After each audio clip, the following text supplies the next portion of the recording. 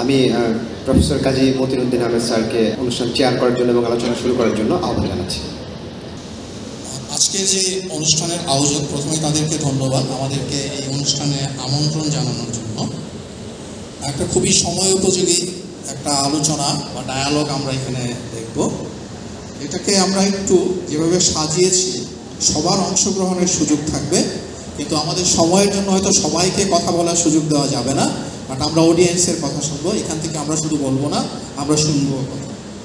যে এখানে 3টা পর্ব আমরা চিন্তা করেছি যেভাবে, যে প্রথমে আমি একটুখানি বাংলাদেশের বন্যা নিয়ে, কোথায় কোথায় কীরকম বন্যা হয় খুবই সংক্ষেপে একটুখানি কথা বলে, সাম্প্রতিক যে বন্যা হয়েছে আমাদের পূর্বাঞ্চলে সেটা নিয়ে আমাদের প্রকৌশল বিশ্ববিদ্যালয়ের অধ্যাপক সালেহীন উনি একটা প্রেজেন্টেশন দিবেন। প্রেজেন্টেশনের পরে আমরা কিছু কোশ্চেন নিব, তারপরে আমাদের বিজ্ঞ আলোচক আছেন 2 জন, ওনারা কথা বলবেন। তারপরে আমরা দ্বিতীয় পর্বে যাব। দ্বিতীয় পর্বে যে ফোরকাস্টিং ব্যবস্থা নিয়ে অনেক কথা হচ্ছে, যে কেন আমরা আগে থেকে ফোরকাস্ট করতে পারলাম না, আমাদের ফোরকাস্ট কতটা উপযোগী, সময় উপযোগী, এখনকার এত ডিজিটাল টেকনোলজি, স্যাটেলাইট টেকনোলজি থাকার পরেও কেন আমরা সময় মতো আরও ভালো কোনো ফোরকাস্ট দিতে পারলাম না, সেটা নিয়ে আমরা আলোচনা করব। এবং শেষ পর্বে বা তৃতীয় পর্বে আমরা যেখানে আলোচনা করব যে আমাদের নদীগুলি, আমরা সবাই জানি প্রায় বেশিরভাগ নদীগুলো আমাদের ট্রান্সবাউন্ডারি। এখন এই ট্রান্সবাউন্ডারি নদীর ব্যবস্থাপনা, পানি সহযোগিতা, এগুলির জন্য 2 রকম ইস্যু আছে, কতগুলি আছে, আন্তর্জাতিক আইন আছে, কনভেনশন আছে, বাইল্যাটারাল কিছু ইস্যু আছে। তো আমাদের এখানে এখন পর্যন্ত কী অবস্থা আমরা আছি সেটা আমরা কিছুটা কথা বলবো। সামনে কিভাবে যাওয়া যায়, আরও ভালোভাবে কিভাবে আমরা বেসিন ওয়াইড আলোচনাগুলি করতে পারি, এবং অন্যান্য যে এক্সাম্পল আছে মেকং বা নাইল, এগুলির থেকে আমরা কিভাবে শিখতে পারি সেই ব্যাপারে আমরা শেষ করতে চাই। এবং মাঝে মাঝে আমরা আপনাদের কথাও শুনবো, সামনে যারা আছেন। তো সবাইকে এই অনুষ্ঠানে আসার জন্য আবারও অনেক ধন্যবাদ জানাচ্ছি, এবং আমি আশা করছি যারা এইটার আয়োজক এরকম ডায়ালগ কন্টিনিউ করবে, এবং আমরা সবসময় এখানে আমরা সামনে বসে শুনবো, আমরা সেটাও আমরা আশা করছি। মাননীয় উপাচার্য মহোদয় যেটা বলছিলেন যে বাংলাদেশ এবং বন্যা সমার্থক, এক সময় ছিল বাংলাদেশের পরিচিতি ছিল বন্যার দেশ হিসাবে। আমরা যেখানেই যেতাম পরিচয় সবাই প্রথমেই বলতো তোমাদের দেশে তো ঘন ঘন বন্যা হয়, মানুষ না খেয়ে থাকে, দুর্ভিক্ষ হয়, এই অবস্থা ছিল। আমরা এটার মূল কারণ হলো, একাধিক কারণ আছে। একটা হলো তার এই ভূতাত্ত্বিক বা ভূপ্রকৃতিক যে বৈশিষ্ট্য, এটা একটা কারণ। যে আমাদের যে এটা আমরা জানি সবাই, এটা হলো একটা বদ্বীপ। 69 সনে আমি তখন প্রাইমারি স্কুলে পড়তাম, তখন একটা স্লোগান প্রথম আমাদের খুব মনে ধরেছিল, যে যেটা তোমার আমার ঠিকানা পদ্মা মেঘনা যমুনা। তো আসলে আমাদের এই দেশ হলো আসলে পদ্মা মেঘনা যমুনার কারণেই এই দেশ তৈরি হয়েছে, এবং এই নদীর কারণে আমরা বেঁচে আছি। এই নদী না থাকলে আমরা বেঁচে থাকতে পারবো না।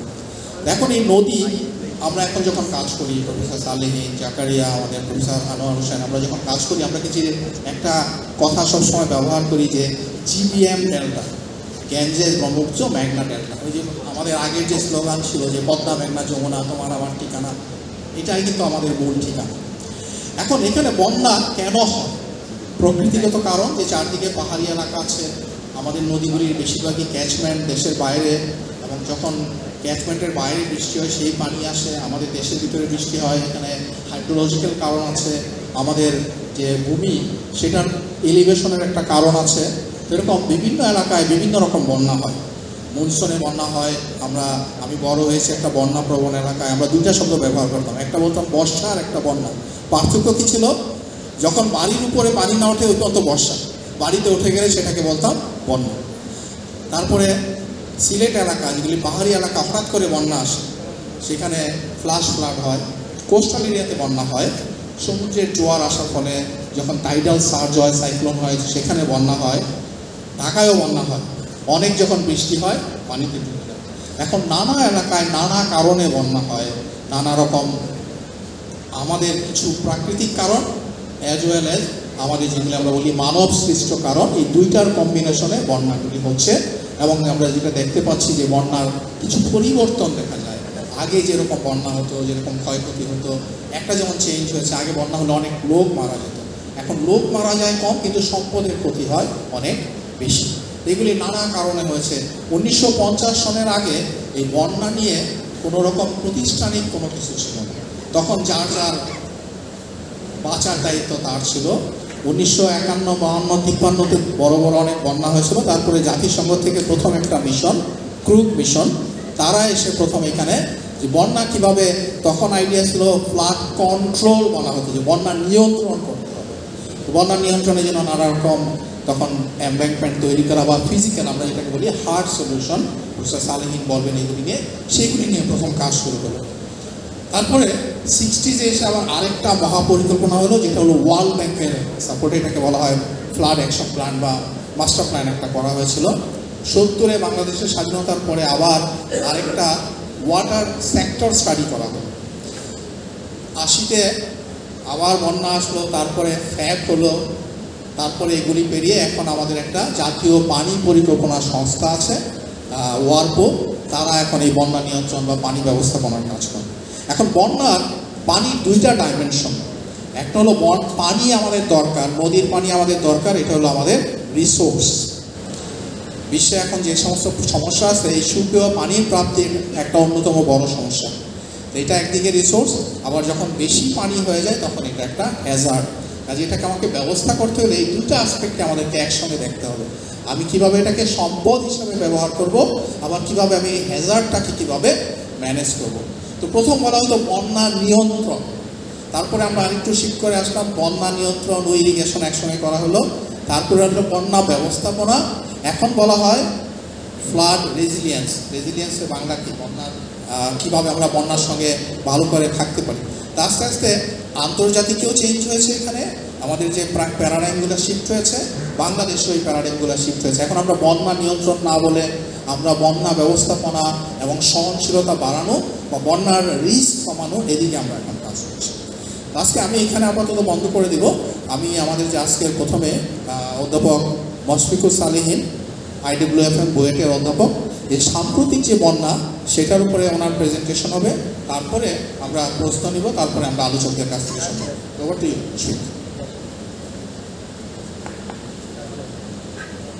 আসসালামু আলাইকুম, সবাই শুনতে পাচ্ছে আমাকে না? আমার নাম মাশফিকুর সালেহীন, আমি বুয়েটের institute of water and flood ম্যানেজমেন্টের একজন অধ্যাপক। বুয়েটের স্টুডেন্ট ছিলাম, বুয়েটেই সিভিল ইঞ্জিনিয়ারিং মাস্টার্স করছি ওয়াটার রিসোর্স ইঞ্জিনিয়ারিংয়ে, তারপরেই জয়েন করি ইনস্টিটিউটে, এবং তারপর থেকে আমার চাকরি অধ্যাপনার বয়স হচ্ছে 30 বছর, এই জুনে 30 বছর হয়েছে। মাঝখানে 5 বছর বাইরে ছিলাম পড়াশোনার জন্য। আমার আজকে এখানে এসে ভালো লাগছে, কারণ আমি সম্ভবত 35 বছর পরে টিএসসির এই অডিটোরিয়ামে ঢুকলাম। লাস্ট যখন ঢুকেছিলাম আমার মনে পড়ছে যে আমার বাবা তখন কমার্স ফ্যাকাল্টির ডিন ছিলেন কোনো একটা প্রোগ্রামে, উনি তখন ডায়াসে বসেছিলেন। এটা হচ্ছে সেই সময়কার ঘটনা। উনি কমার্স ফ্যাকাল্টিতে দুইজনকে ফাউন্ডার ধরা হয়, উনি এবং প্রফেসর আবদুল্লাহ ফারুক। আমার বাবার নাম প্রফেসর আবদুল্লাহ। এই ইউনিভার্সিটির সাথে আমার এমনিতে আরও অনেক যোগাযোগ আছে পরিবারগতভাবে। আমার সহধর্মিনী আপনাদের বিশ্ববিদ্যালয়েরই একজন অধ্যাপিকা ইংলিশ ডিপার্টমেন্টের, এবং আমার ছোট বোনও আপনাদের এখানকারই একজন অধ্যাপিকা ডেভেলপমেন্ট স্টাডিজ ডিপার্টমেন্টে। সুতরাং এটা আমারও বিশ্ববিদ্যালয়। হ্যাঁ, তো এখানে আসলেই আমি একটু অন্যরকম মানে নস্টালজিয়ায় ভুগি। তো আমি একটু শুরু করি এই জন্য যে অলরেডি বেশ মানে অনেক গুরুত্বপূর্ণ জিনিস আমাদের ভাইস চ্যান্সেলর মহোদয় বলেছেন, প্রফেসর কাজী মতিন উনিও বলেছেন। আমি কিছু স্লাইড নিয়ে এসেছি এই জন্য যে কয়েকটা জিনিস ঠিক ভিজুয়ালি না দেখলে অনেকের কাছে হয়তো ক্লিয়ার হবে না। আমাদের হচ্ছে যে বাংলাদেশের অনেকদিন ধরেই কাজ করছি, একটা জিনিস বারবারই আমার মনে হচ্ছিল যে যত ধরনের পরিকল্পনা করি, এটা ইন্টারনাল হোক অথবা ট্রান্সবাউন্ডারি ওয়াটার এগুলো নিয়ে হোক, আমরা কখনো ন্যাশনাল একটা কনসেনসাস বিল্ডিংয়ের মাধ্যমে কখনো করি নাই।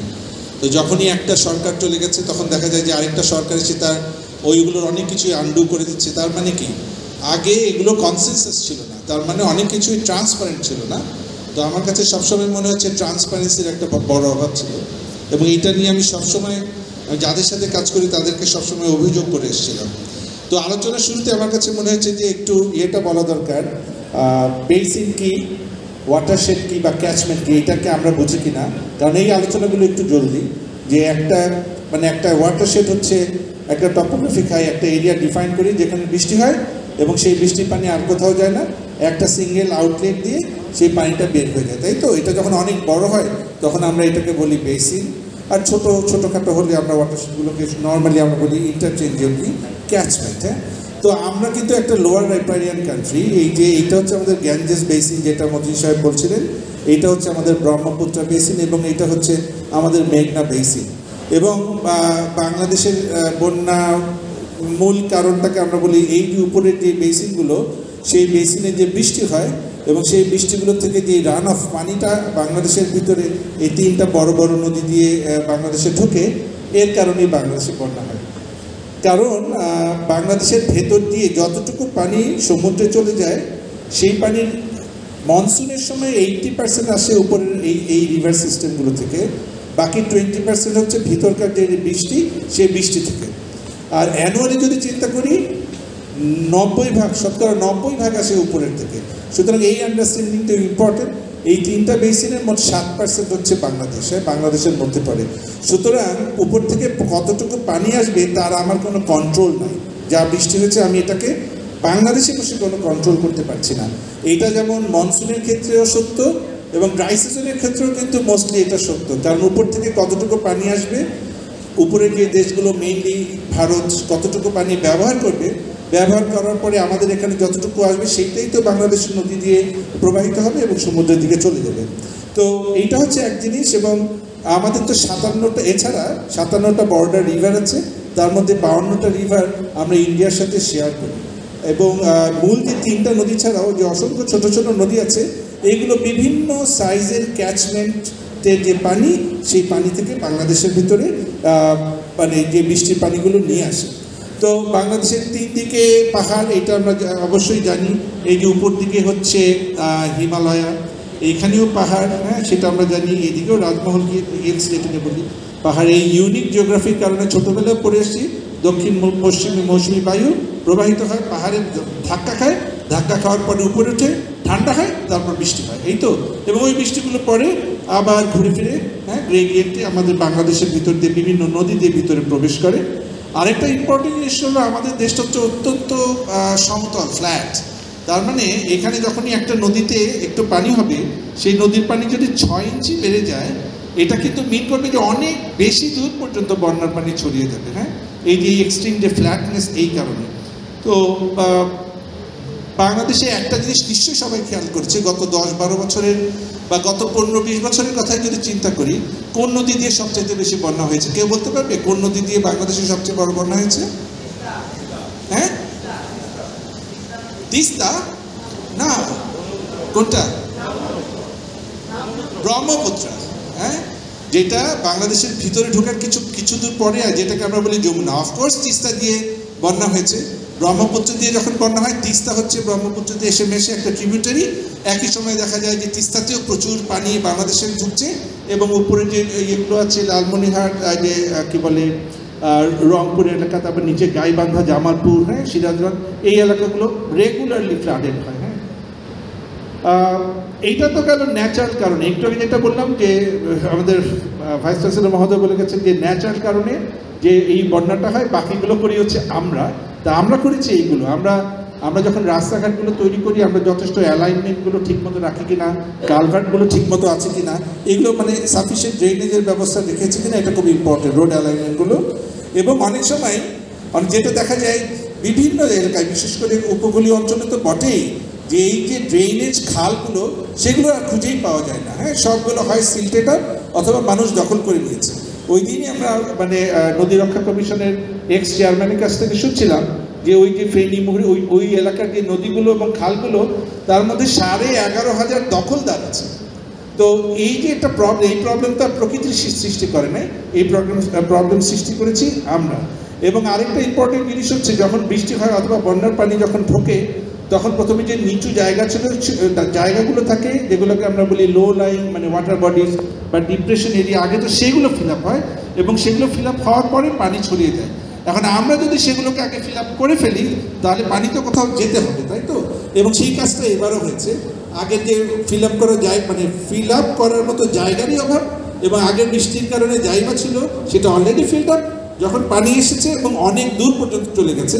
এবং আমরা এটাও শুনেছি যে ফেনী জেলায় অনেক জায়গায় মানুষ আগে কখনো বন্যা দেখে নেয়, আগে কখনো এই প্রথম বন্যায় দেখেছে এবং তাদের কোনো প্রস্তুতিও ছিল না। হ্যাঁ, এই জিনিসগুলো খুব ইম্পর্টেন্ট।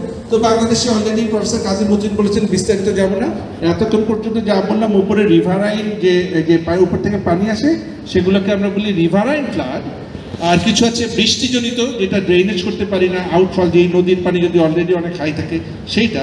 কিন্তু মূল যে জিনিসটা নিয়ে একটু আলোচনা করি সেটা হচ্ছে যেটা আজকে এই বন্যা নিয়ে উনি বলতে বলেছেন সেটার কথা একটু বলি, যে ফ্ল্যাশ ফ্লাড। হ্যাঁ, তো এই যে জায়গাগুলো, এগুলো নেচারটা কি? এগুলো নেচারটা এই যে বড় বড় যমুনা এবং অন্যান্য যে গ্যাঞ্জেসের কথা বলছি, মেঘনা, এগুলোর চাইতে একটু ডিফারেন্ট। কারণ এই যে ক্যাচমেন্টগুলো, যেমন এই যেখানে আমি একটা মনু নদীর ক্যাচমেন্ট দেখাচ্ছি, এটা এমনিতে জুমিং করা, তার মানে এত বড় না, কিন্তু পাই যাবে ক্যাচমেন্টটা হবে বড় যদি এখান থেকে এতটুকু। হ্যাঁ, ছোট্ট একটা ক্যাচমেন্ট।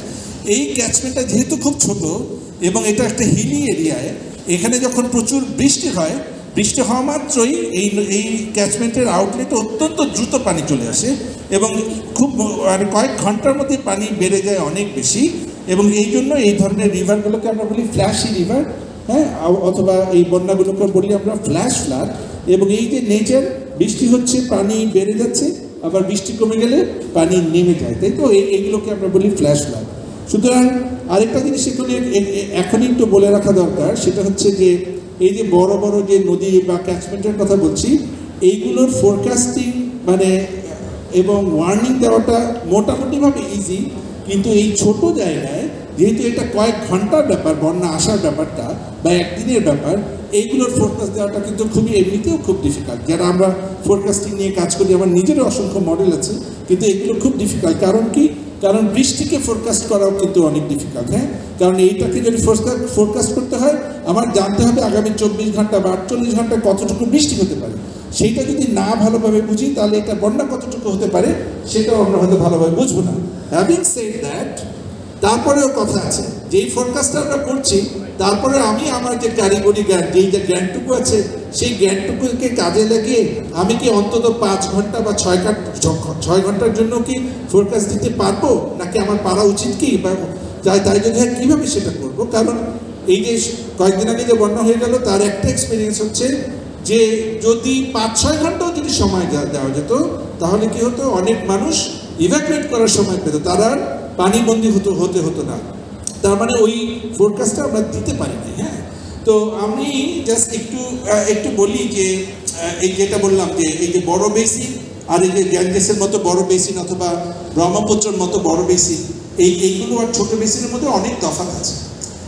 একটা জিনিস মনে হয় সবার একটু ক্লারিফিকেশন প্রয়োজন মূল আলোচনায় যাওয়ার আগে, যে আমরা প্রায় বলি যে ড্যামস, ব্যারাজ এবং কি বলি, এমব্যাঙ্কমেন্ট বলি, কিন্তু বাংলায় আমরা সবগুলোকে করে ফেলেছি, বলে হচ্ছে বাঁধ, তাই তো? তো আমি কয়েকদিন আগে একটু দুঃখ করে বলছিলাম যে 25 বছর ধরে এগুলো পড়াচ্ছি, মানে আমার স্টুডেন্টরা এখন পর্যন্ত এটা এখনো মানুষের কাছে ঠিকমতো পৌঁছাতে পারিনি। এখনো মানুষ কনফিউজ করে যে ড্যাম কি, ব্যারাজ কি, অথবা যে বাঁধ জিনিসটা কি। তো ড্যামস হচ্ছে যেটা আমরা নদীর আড়াআড়ি একটা পার্মানেন্ট স্ট্রাকচার, হ্যাঁ, যেমন একটা কনক্রিট স্ট্রাকচার দিয়ে নদীকে আটকে রাখলাম। তাতে আটকে রাখলাম কেন?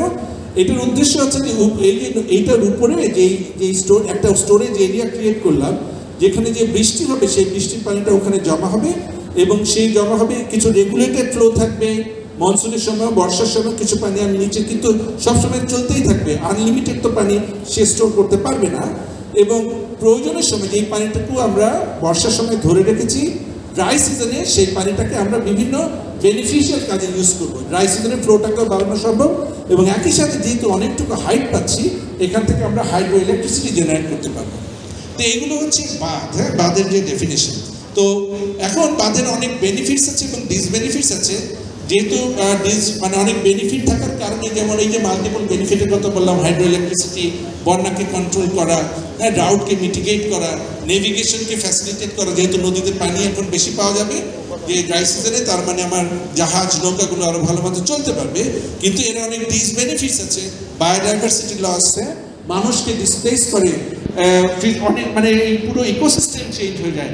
যেই জায়গায় বাদ করা হয়েছে ফিশারিজ ইকোসিস্টেমের অনেক মানে পরিবর্তন হয়েছে। কিন্তু খুব ইম্পর্টেন্ট একটা জিনিস হচ্ছে সিলস ট্র্যাপিং, যে সেডিমেন্টসগুলো সেগুলো কিন্তু ট্র্যাপ করে এইগুলো, এবং ভালো মতো ফ্লাশিং মেকানিজম। ইভেন চাইনিজরা যারা এত ভালো, তারাও কিন্তু এটা নিয়ে সবসময় স্ট্রাগল করে মানে হাউ টু ফ্লাশ আউট সেডিমেন্টস। তো এইটা একটু বললাম এই কারণে, এই যে কয়েকদিন আগেই হঠাৎ করে মানে একটা উঠলো যে ফারাক্কা ব্যারাজের মানে গেট খুলে দিয়ে বাংলাদেশ বন্যার সৃষ্টি হতে যাচ্ছে। তো ওইটা যখন আমার অ্যাটেনশনে আসলো, অবশ্যই অনেক forecasting centre, joint river commission অনেক আলোচনা করা হলো, পরে ওরা একটা বিবৃতিও দেওয়া হলো। জাস্ট একটু বলি সবার জানার জন্য, এই যে গ্যাঞ্জেস বেসিনে এই যে ত্রিভুজ যেগুলো, সেগুলো হচ্ছে ড্যাম, এগুলো হচ্ছে ছোট ছোট ড্যাম, এবং এগুলো করাই হচ্ছে এই জায়গাগুলোয় যেখানে বৃষ্টি খুব কম হয়, এবং সেই বৃষ্টিগুলো ওরা ধরে রাখার জন্য ভারতের ড্যামগুলো করেছে। এখানে 1000টা ড্যাম আছে আমার গ্যাঞ্জেস বেসিনে, তার মধ্যে 3টা বড় 100 মিটার হাইটের চাইতে বেশি, কিন্তু স্টোরেজ পুরো যে ক্যাচমেন্ট, তার যে পানি তার 13% মতো স্টোর করে। তার মানে অনেক পানি যে আটকা রাখছে তা না। এবং আমি যদি দূরত্বের কথা চিন্তা করি, এখানকার পানি ছেড়ে দিলেও ওই পানির ইফেক্ট বাংলাদেশে আসবে না। বিহারে যখন বন্যা হয়, বাংলাদেশে কি বন্যা হয়? কে বলবে? বিহারে বন্যা যখন হয়, এইবারও কিন্তু একটা বড় বন্যা হয়েছে। একই সাথে বাংলাদেশে বন্যা হয়েছে? হয় নাই। কেন হয় নাই? কারণ ওইখানকার যে বন্যার পানি বাংলাদেশের কাছাকাছি যেহেতু বৃষ্টি হয় নাই, ওই পানি নামতে নামতে, আমি যখন একটা ঢিল ছুরি একটা ঢেউ তৈরি হয়, ঢেউটা নিচে নামতে নামতে কি হয়? ছোট হয়ে যায় না? তাহলে বাংলাদেশে এসে ওইটার এফেক্ট তখন আমরা বুঝি না। একইভাবে এই ড্যামগুলো যদি ছেড়ে দেই, বাংলাদেশের পানি যদি ছেড়ে দেওয়া হয় বাংলাদেশের কাছাকাছি এসে, এটা মানে আমি নিজেই মডেল টেস্ট করে দেখেছি, অনেক কাছে আমি এগুলো অঙ্ক করতে দিই স্টুডেন্টদেরকে, ওইগুলো আসে। তার মানে কি এই ড্যাম সবসময় ভালো? তা তো না। ব্যারাজ কি সবসময় ভালো? তা তো না। সেই জিনিসগুলো আমার মনে একটু বোঝা দরকার। তো আমরা নিজেরাই গ্যাঞ্জেস, নেপালের যে অংশে গ্যাঞ্জেস বেসিনে একসময় নেপালের সাথে 30টা স্টোরেজ রিজার্ভার, ড্যাম এবং স্টোরেজ রিজার্ভারের প্রপোজাল দিয়েছিলাম, জয়েন্ট স্টাডি। কেন? কারণ আমরা গ্যাঞ্জেসে যেহেতু আমাদের পানি অনেক কম, বলা হয়েছিল ওখানে যদি ড্যামগুলো করা হয়, করলে ওই যে পানিটুকু ধরে রাখা হবে, সেগুলো যদি ড্রাই সিজনে ছেড়ে দেওয়া হয়, তাহলে গঙ্গা নদীতে অনেক বেশি পানি পাওয়া যাবে। এমনকি শুধু যদি সপ্তকোশী বলে যে নদীটা আছে মোটামুটি বড়, সেইটারও যদি একটা ড্যাম এবং স্টোরেজ রিজার্ভার করা হয়, তাহলে বাংলাদেশের এখন ওই ড্রাই সিজনের এই প্রবলেম থাকবে না। এরকম একটা স্টাডি কিন্তু তখনই করা হয়েছিল। কিন্তু এটা তো আর ইমপ্লিমেন্ট করা যায় না, কারণ মাঝখানে আছে ইন্ডিয়া। সুতরাং এই 3টা দেশের মধ্যে যেহেতু এইটার কোনো অ্যাগ্রিমেন্ট হয় নাই, এবং এই ড্যামগুলো করার অনেক পজিটিভ এবং নেগেটিভ জিনিসও আছে, সেইগুলো চিন্তা করে এগুলো আর কিন্তু করা হয় নাই। এবং এই ড্যামগুলো করার কারণে, এই যে এতগুলো ড্যামের কথা বললাম, এটা আমাদের জন্য কিন্তু অত্যন্ত চিন্তার বিষয়। এই কারণে এই যে উপর থেকে যে সেগমেন্টস আমি যদি একটু দেখাই, এগুলো হচ্ছে কি, আমি একটু খোলামেলা আলোচনা করছি আজকে। বন্যা তো একটা জিনিস, ওটা প্রবলেমগুলি আমি এখনই আসবো, উইদিন 2 মিনিটস, আমাকে একটু সময় দিন, 2 মিনিট। এবং কিন্তু তার আগে আসলে এই জিনিসগুলো একটু মাথায় রাখা দরকার। এই যে ড্যামস, এই আমাদের কিন্তু যে মেইন যে নদীগুলো গ্যাঞ্জেস এবং ব্রহ্মপুত্র, সেডিমেন্ট আসার রেট কিন্তু কমে গেছে। এবং এই যে মেঘনা দিয়ে যে সেডিমেন্টস রেট, এটা কিন্তু অনেক কমে গেছে। কিন্তু তার মানে কি, এই সেডিমেন্টস আসা আমাদের জন্য প্রয়োজন। কেন প্রয়োজন? ফর ডেল্টা বিল্ডিং, তাই তো? কারণ আমাদের যে সি ইরোশন হয়, তার জন্য যে ল্যান্ড লস হয়, এগুলোকে কাউন্টার করার জন্য তো আমাদের এই সেডিমেন্টসগুলো আসার প্রয়োজন আছে। সুতরাং এইগুলো নিয়েও কিন্তু আমাদেরকে প্রচুর চিন্তা করতে হবে যে আমরা ভবিষ্যতে কী করব। আমি তো মনে করি এটা একটা মেজর ইস্যু, এবং ভবিষ্যতে এটাকে কীভাবে অ্যাড্রেস করা যায় সেগুলোকে আমাকে চিন্তা করতে হবে। এখন আসি, আরেকটা রিভার আছে, মানে হচ্ছে রান অফ দ্য রিভার, মানে এটা হচ্ছে হাইড্রো পাওয়ার প্ল্যান্ট। এইটা কিন্তু কোনো উপরে কোনো বড় রিজার্ভার না, নদীর আড়াআড়ি গেটেড স্ট্রাকচার থাকে। এখান থেকে পানি টেনে নিয়ে একটা টানেলে পানি ঘুরিয়ে আবার ঠিক ডাউনস্ট্রিমে পানি ছেড়ে দেওয়া হয়। এখানে কোনো বড় স্টোরেজ রিজার্ভার নাই। তিস্তার উপরে যে বলা হয়, সবাই হয়তো গুগল করলে দেখবে, Teesta high dam 1, high dam 2, high dam 3, সবগুলোই হচ্ছে এই ধরনের ড্যাম। এগুলোর কোনো স্টোরেজ নাই। সুতরাং এইগুলোকে হঠাৎ করে খুললেই অনেক পানি নিচে চলে আসবে, সেটারও মানে উপায় নাই, কারণ ওদের ইনস্ট্রিম স্টোরেজ, তার অল্প কিছু পানি যেখানে আছে সেগুলো নাই। তো এবার আসি ব্যারাজ, যেটা নিয়ে আমাদের এত চিন্তা, যে ফারাক্কা হচ্ছে একটা barrage, by the way, Gazoldoba একটা ব্যারাজ, আমাদের তিস্তায় হচ্ছে একটা ব্যারাজ। এটা হচ্ছে গেটেড স্ট্রাকচার, হ্যাঁ। এগুলো করাই হচ্ছে ড্রাই সিজনে ওই নদীতে যেহেতু পানি নাই। আড়াআড়ি যখন আমি একটা স্ট্রাকচার দিয়েছি, সেই স্ট্রাকচার দিয়ে যখন দিয়েছি এখান থেকে পানি কম, তার মানে এখানে পানি জমতে জমতে উপরে উঠবে এবং যখন একটা নির্দিষ্ট লেভেল উঠবে সেটা দিয়ে পানি আমি ডাইভার্ট করে নিয়ে যাব। এইভাবে ফারাক্কা করা হয়েছে ইউনিল্যাটারালি, আমাদের সাথে আলাপ না করে। একটা গর্বিত অপরাধ করেছে সেই সময় ভারত। কিন্তু তারপরে তো অনেক ধরনের ঘটনা ঘটেছে, অনেক ধরনের দেন দরবার করা হয়েছে, বাইরেও করা হয়েছে, কিন্তু আলটিমেটলি আমরা নেগোসিয়েশন করে আমরা কিভাবে কতটুকু পানি পেতে পারি এটা কন্টিনিউয়াসলি আমরা ভারতের সাথে ইয়ে করে যাচ্ছি।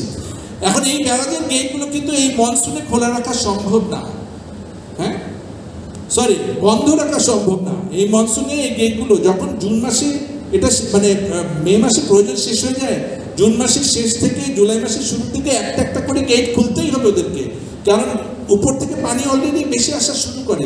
যে ডাইভারশন ক্যানালে যে ক্যাপাসিটি 40,000 কিউসেক, ওইটা মানে বেশি ডাইভার্ট করারও ক্যাপাসিটি নাই, ওরা চাইলেও এটা খোলা রাখতে পারবে না। এই যে কয়েকদিন আগে বলছি 35,000 কিউমেক পানি, 35,000 কিউমেক পানি এই যে গ্যাঞ্জেসে আপনি এই যে পান খায়, আমি জাস্ট এইটা দিকে তাকাই, ওয়াটার লেভেল দেখে আমি বলতে পারি যে কতটুকু পানি। এই পানি কোনোভাবেই মানে গেট যদি খোলা না থাকতো বাংলাদেশের মধ্যে তার আগের 10 দিন বাংলাদেশে প্রবাহিত হলো কিভাবে? আকাশের উপর দিয়ে তো এই পানিগুলো বাংলাদেশে ঢুকে নেয়। গেট তো প্রায় 90% গেটই তো তখন খোলা। ওরা হয়তো 5-6টা গেট বাকি ছিল, সেগুলো খুলেছে। তারপর আমরা একটা ক্যাচ করলাম, আমরা বললাম 109টা গেট খুলে দিয়েছে। হ্যাঁ, এইটা কখনো সম্ভব না। আর আমি তো ক্যাটাগরিক্যালি এটা বললাম। তার মানে কি এই ব্যারাজটা খুব ভালো, কিন্তু এই ব্যারাজের কারণে অনেক প্রবলেম হয়েছে। বাংলাদেশ ডিজাস্টারের মুখোমুখি হয়েছে এবং এখন আমরা স্ট্রাগল করছি এই ব্যারাজের কারণে। এবং এই ব্যারাজের কারণে ইন্ডিয়াও ক্ষতিগ্রস্ত হয়েছে। বিহারের ওই পাশে নদীতে সিলটেড আপ হয়ে গেছে, বন্যা বেড়ে গেছে অনেক বেশি, যেই জন্য নীতিশ কুমার বারবার বলছে ফারাক্কা ব্যারাজ উঠিয়ে দেবে, কিন্তু অবভিয়াসলি এখানে ওয়েস্ট বেঙ্গলের সাথে একটা গেইন আছে। আর বাংলাদেশের প্রবলেম হচ্ছে যে ড্রাই সিজনে পানি গেছে কমে, এবং কমে যাওয়ার যে কারণে স্যালিনিটি বেড়ে গেছে অনেক বেশি, এবং সেই কারণে সয়েল স্যালিনাইজেশন বেড়ে গেছে। এগ্রিকালচার সাংঘাতিকভাবে ব্যাহত হয়েছে এবং সুন্দরবন ক্ষতিগ্রস্ত হয়েছে মারাত্মকভাবে। কিন্তু খুব ইম্পর্টেন্ট, যেটা আমরা অনেক সময় খেয়াল করি না, সেটা হচ্ছে ড্রাই সিজনে যেই পরিমাণ সেডিমেন্ট ঢোকে আমাদের ওই এলাকায়, এবং জোয়ারের সাথে যেহেতু উপর থেকে পানি খুব কম, তার বেশিরভাগই সিলটেশন হয়ে যায়। সুতরাং এই ফারাক্কার কারণে আমাদের অন্তত আমি লিস্ট করে বলতে পারবো 9-10টা প্রবলেম আছে, যেগুলো আমরা সবসময় ইন্ডিয়ার সাথে যখন নেগোসিয়েশন টেবিলে বসে সবগুলো আমরা মেনশন করি না। একটা মিটিংয়ে বলা হয়েছিল কী কী কারণ বলেন তো, আমি বললাম আপনি আমাকে ফ্লোর দেন, আমি 10টা কারণ বলে দিব যে কেন আমাদের ফারাক্কার এই রিনেগোসিয়েশনটা এত বেশি জরুরি। হ্যাঁ, তো এই জিনিসগুলো বোঝার দরকার যে তিস্তা নিয়ে একই, তিস্তাও একটা ব্যারাজ, এবং সেখান থেকে আমার পানি আনার মানে আমার যে ন্যায্য, এবং সেটা আমি মনে করি এই ডিপ্লোমেসিতে আমাদের যে ফ্লসটা আছে আমরা ধরেই নিয়েছি যে সেন্ট্রাল যে গভর্নমেন্ট তার সাথে পশ্চিমবাংলা একটা একসময় একটা এগ্রিমেন্ট আসবে, কিন্তু এখানে সম্ভবত আমাদের আরও অ্যাডভোকেসি আরও পারসুয়েশনের সুযোগ আছে। এইবার আমি স্পেসিফিক, যদি আমরা এতক্ষণ যা বললাম যদি বুঝে থাকি, এইবার কি হয়েছে, এই যে এইটা হচ্ছে মনু রিভার, এই যে মনু রিভার, তো মনু রিভারে এই যে এইটা হচ্ছে ক্যাচমেন্ট, তাহলে এগুলো সবই ফ্ল্যাশি ক্যাচমেন্ট। হ্যাঁ, এটা আমরা যদি বুঝে থাকি, এবং এখানে একটা ব্যারাজ আছে মনু ব্যারাজ, হ্যাঁ, আর বাংলাদেশে এখানে একটা ব্যারাজ আছে, এখানে একটা গেট স্টেশন আছে বাংলাদেশে। তাহলে এই স্টেশনে আমরা যদি এই হাইড্রোগ্রাফগুলো একটু দেখার চেষ্টা করি, এগুলো হচ্ছে ফ্ল্যাশি বিহেভিয়ার। আমি এইবারেরটা যদি দেখি, nothing different from previous years, আগের ইয়ারগুলো যেমন ছিল এই বছরও তাই ছিল। যেহেতু বৃষ্টি হয়েছে অনেক বেশি, এই জন্য পানির ওয়াটার লেভেল বেড়েও গেছে অনেক বেশি, এবং নিশ্চিত থাকতে পারেন সবাই যে এই ব্যারাজের গেট কোনোভাবেই এটা খোলা রাখা সম্ভব ছিল না। এই সময় এই গেটগুলো খোলাই ছিল। এবার আমি আসি যে খোয়াইতেও একই অবস্থা। এখানে একটা খোয়াই ব্যারাজ আছে অনেক উপরে, এবং এইটাও খোলা মনসুনের এই সময়। এবং এইখানেও যদি আমি জাস্ট নেচারগুলো দেখি যে পানি কীভাবে বেড়েছে, জাস্ট মানে যদি এই পানির দিকে তাকাই দেখি কীভাবে পানি বেড়েছে সেটা। এই যে ফ্ল্যাশি নেচার, হ্যাঁ, বৃষ্টি বেশি হলে অনেক দ্রুত পানি বেড়ে যাবে ওই পার্টিকুলার লোকেশনে, এইটাই হচ্ছে ফ্ল্যাশ ফ্লাডের নেচার। এইবার আসি গোমতী, যেটা সবাই আমরা অনেক নিয়ে কথা বলছি। বাইরে আমি একটা জিনিস প্রথমেই ক্লিয়ার করে দিই, এই যে গোমতীর সাথে মুহুরী এবং ফেনীর আসলে কানেকশন নাই। এই ম্যাপ দেখলে নিশ্চয়ই সবাই বুঝতে পারছে, এইটা হচ্ছে মুহুরী নদী, এইটা হচ্ছে ফেনী নদী, আর গোমতী নদী হচ্ছে এইটা, যেটার আউটফল হচ্ছে অনেক দূর অন্য সিস্টেমে। হ্যাঁ, সুতরাং এইটার সাথে কোনো সম্পর্ক নাই। গোমতীর কারণে ওই ডুম্বুর বাঁধের কারণে অ্যাটলিস্ট ফেনী বা মুড়িতে কিছু হয় না। আচ্ছা, এখানে এই বাঁধটা আছে, এখানে একটা ছোট ব্যারাজ আছে, এই ব্যারাজের গেট খোলা, কিন্তু এখানে একটা hydro power, run of the river hydro power plant আছে, যেটা একটু আগে বললাম, কোনো আটকায় না, মানে কোনো স্টোরেজ নাই, কিছু নাই যে হঠাৎ করে খুলে দেওয়া যাবে। হ্যাঁ, তো এখন যে জিনিসটা ঘটেছে, এই যে এখানে যদি ড্যাম হয়, আমি একটু বলতে চাই যে সবাই মানে একটু ক্ল্যারিফিকেশনের জন্য, এবং এইটার যদি স্টোরেজ রিজার্ভারের কথা চিন্তা করি, এইটা হচ্ছে তার storage reservoir.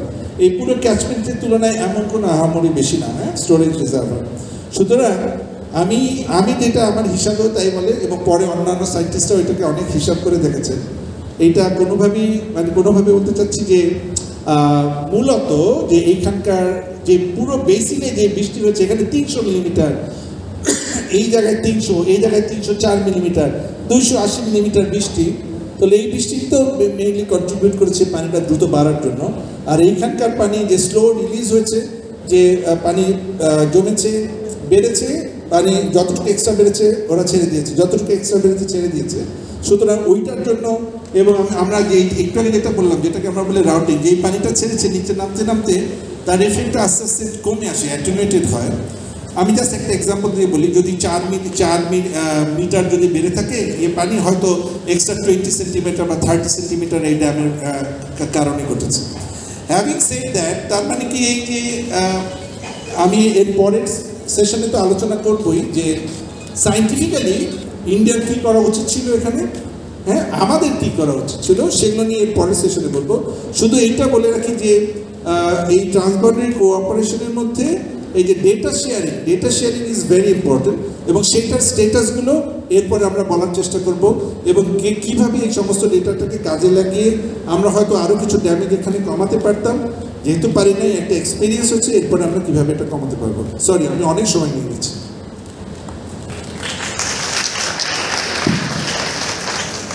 Thank you very much professor Saleh. I am sure আপনারা যারা স্টুডেন্টরা আছেন, আমি প্রায়োরিটি দেবো স্টুডেন্টদের। 3টা প্রশ্ন আমি দেবো স্টুডেন্টদের থেকে। দেখি 3জন, প্রথম 3জন, কোন 3জন প্রথম? 1 জন, 2, 3, ওকে। মাইক, স্টুডেন্টদের কাছে মাইক পৌঁছাতে হবে। আপনাকে এখান থেকে নিয়ে যেতে পারো মাইক।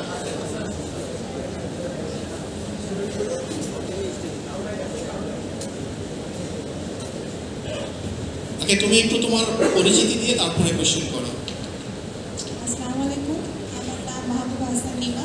আমি institute of water and flood ম্যানেজমেন্টের একজন former student. And my question goes to professor Salim sir. Sir যেহেতু বললেন যে আমাদের মেনলি বন্যার কারণটা হচ্ছে suddenly huge amount of rainfall, এবং সেটা খুবই অল্প টাইমের জন্য, এবং এটা হচ্ছে ক্যাচমেন্টগুলো মানে পাহাড়ি হওয়ার কারণে আর কি জলটা বেশি দ্রুত নেমে আসছে। তো এখানে আমি যদি বলি যে স্যার, আমাদের যেহেতু হাইড্রোলজিক্যাল কানেক্টিভিটিগুলো ডিসরাপ্টেড অলরেডি, ক্যানেলগুলো সিল্টেড আপ, তো এগুলো যদি বেটার হতো তাহলেও কি আমরা নিশ্চিত হতে পারতাম যে ফ্লাডের যে ড্যামেজটা হয়েছে এটা মানে কম হবে, বা এরপরেও মানে চান্সেস থাকতো যে না আরও বেশি ড্যামেজটা আমরা কমাতে পারছি না, মানে will that be enough or not? Okay, thank you. পরের কোশ্চেন কার ছিল? হ্যাঁ, ওই পাশে 2 জন, ওই পাশে।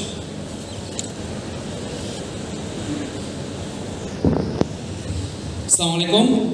প্রথমে আমি পরিচয় করে দিচ্ছি, আমি সাদমান শাহ মাহিন, 22 শিক্ষাপত্রের শিক্ষার্থী, গণিত বিভাগ, ঢাকা ইউনিভার্সিটি। তো আমার একটা প্রশ্ন ছিল, যেটা হচ্ছে যে সাম্প্রতিক যে বন্যা পরিস্থিতির কারণে কিন্তু সবচেয়ে বেশি এফেক্টেড হয়েছে মূলত সমতল ভূমি অঞ্চলে। তো সমতল ভূমি অঞ্চলটা কিন্তু মূলত নদী বিদ্যুৎ হওয়ার কারণেই দেখা যায় যে খুব করে যখন রেইনফল হয় পাহাড়ি অঞ্চলে, তখন সেটা কিন্তু আপনার ঢালু হওয়ার কারণে কিন্তু প্রচুর পরিমাণ পানি তৈরি হয়, প্রচুর পরিমাণ পানির সৃষ্টি হয় এবং বন্যার সৃষ্টি হয়। তো আমার একটা প্রশ্ন হচ্ছে কি, আমরা কি চাইলে এই বন্যার পানিগুলোকে কাজে লাগাতে পারি না? যেমন বন্যার পানিগুলো হচ্ছে কি, দেখা গেলো যে অনেকগুলো ময়লা, আমরা ময়লাগুলো কিন্তু আমরা বিভিন্ন প্রযুক্তির মাধ্যমে এই বন্যার পানিগুলোকে আমরা বিশুদ্ধকরণ করতে পারি চাইলে। এই ব্যাপারে আমি ডক্টর সালেহিন স্যারের কাছে আমি প্রশ্নটা পৌঁছে দিই। Thank you so much. Last question. আসসালামু আলাইকুম, আমি Shihab Hossain, department of geology, এমএসএর স্টুডেন্ট। আমার প্রশ্ন দুইটা, একটা হলো ট্রান্সবাউন্ডারি রিভার নিয়ে এবং ট্রান্সবাউন্ডারি রিভার নিয়ে যেহেতু আমাদের কনসাস, ইন্টারন্যাশনাল যে ট্রান্সবাউন্ডারি রিভারগুলো আছে শিয়া, আমাদের ট্রান্সবাউন্ডারি সেশন আরেকটা আছে, এইবার হলো এইটার উপরে যদি স্পেসিফিক কোশ্চেন থাকে। স্যার এটা যদি বলি তাহলে স্যার বললেন যে আমাদের গোমতী এবং মুহুরী রিভার দুটা সেপারেট। এখন আমি যদি ভুল না করি দুইটার মাঝে ডিস্ট্যান্স 30 থেকে 40 কিলোমিটার হবে। তো এর মাঝে যে তাদের ইন্টারনাল কানেকশন যেহেতু 300 মিলিমিটার বৃষ্টি হয়েছে, 300 থেকে 250 হাইলি রেইনফল হয়েছে, সেখানে ইন্টারনাল কোনো কানেকশন আছে কিনা যে তাদের ওয়াটারটা ওই ড্যাম থেকে বা গোমতী থেকে মুহুরীতে কনভার্ট হয়ে মুহুরী দিয়ে ফেনী দিয়ে প্রবেশ করছে। ওকে, থ্যাংক ইউ মিস্টার সালেহীন। শেষ প্রশ্নের উত্তর দিয়ে নেই। গোমতী রিভার সিস্টেম তো আসলে ড্রেন হয়ে হচ্ছে মেঘনা রিভার দিয়ে, হ্যাঁ। আর মুহুরী আর ফেনী, সেটা মানে মুহুরী নদীটা ফেনীতে এসে ফেনী রিভার দিয়ে সরাসরি সমুদ্রে ডিসচার্জ হয়। তো অ্যাপারেন্টলি ওই ধরনের কোনো সরাসরি কানেকশন নাই। যখন বন্যায় পুরোটা যদি একাকার হয়ে যায় সরে গিয়ে, দেন একটা কানেকশন তৈরি হতে পারে, আদারওয়াইজ মানে ওই রকম কোনো কানেকশন নাই। একটা প্রশ্ন ছিল যে মানে আমরা ভিতরকার হলেও এগুলোকে ড্যামেজ কমাতে পারতাম কিনা, এটা আসলে পরের সেশনে আলোচনা করতাম। শুধু বলি যে বন্যা, আমাদের ভাইস চ্যান্সেলর মহোদয় বলে গেছে প্রকৃতি, সবসময় প্রকৃতি আমরা সেটা বলি না আমি কখনোই, কিন্তু বেশিরভাগ ক্ষেত্রেই এই পার্টিকুলার ক্ষেত্রে এত বেশি বৃষ্টি এই বন্যাটাকে আমরা ঠেকাতে পারতাম না, যেভাবে আমরা ঠেকাতে পারতাম না 2022 সালে সিলেটে যে বন্যা হয়েছিল। কিন্তু খুবই সিলেটের বন্যার সাথে আমি খুব একটা পার্থক্য পাই না যে এই সমস্যাটা কোথায়, এখানে আমরা যেটা করতে পারিনি। অবশ্যই আমি যদি ড্রেইনে যেগুলোকে যদি করতে পারতাম, আমরা এটাকে কোনোভাবেই আন্ডারমাইন করার মানে কোনো সুযোগ নাই, কারণ এখন পানি নামতে এত সময় লাগার কথা না, এত দুর্ভোগ যে পানি বন্দী হয়ে বসে থাকে এত সময় তো লাগার কথা না, হ্যাঁ। ড্রেন আউট হয়ে যাওয়ার কথা অনেক আগে, হ্যাঁ। সুতরাং এই অনেকগুলো কম্পোনেন্ট যেটা আমার পরবর্তীতে আলোচনায় আছে সেগুলো নিয়ে আমি আরেকটু বেশি আলোচনা করব। আরেকটা পয়েন্ট ছিল ইউজ করা। এই পানিটার ইউজ নিয়ে অবশ্য ওই রকম চিন্তাভাবনা মনে হয় না এখনো কেউ করেছে। তবে ওই যে মতিন স্যার একটা কথা বলেছিলেন যে বর্ষা আর একটা হচ্ছে বন্যা। তো বর্ষা মানে নর্মালি যে পানিটা সবসময় আসে, as long as it's not damaging to infrastructure অথবা মানুষ, ততক্ষণ পর্যন্ত এটা হচ্ছে বর্ষা। যখনই ড্যামেজ হয় তখন আমরা বলি বন্যা। এই যে বর্ষার পানি, এইটা হচ্ছে আমাদের জন্য অত্যন্ত গুরুত্বপূর্ণ, হ্যাঁ। এবং যেইখানে সম্ভব ম্যাক্সিমাইজ করতে হবে এই বর্ষার পানিটা যদি যেন ফ্লাড প্লেনের ভেতরে যায় উইদাউট কজিং ড্যামেজ। এটা পরবর্তীতে সুযোগ পেলে আরেকটু আলোচনা করবো। Thank you. দুইটা কোশ্চেন নিব এবার। প্রায়োরিটি হলো আমাদের যারা কলিগস আছেন আর গেস্ট যারা আছেন তাদের থেকে দুইটা, একজন ওখানে পিছনে, এই পাশে হাতটা আবার করলে মাইক পৌঁছে দেবে, মাইকটা ওখানে দিতে হবে।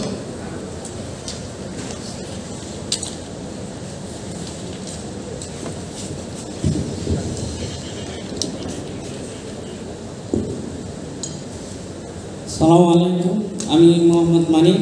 আমি ফরিদপুর ইঞ্জিনিয়ারিং কলেজে থেকে ট্রিপলিতে গ্রাজুয়েশন কমপ্লিট করেছি।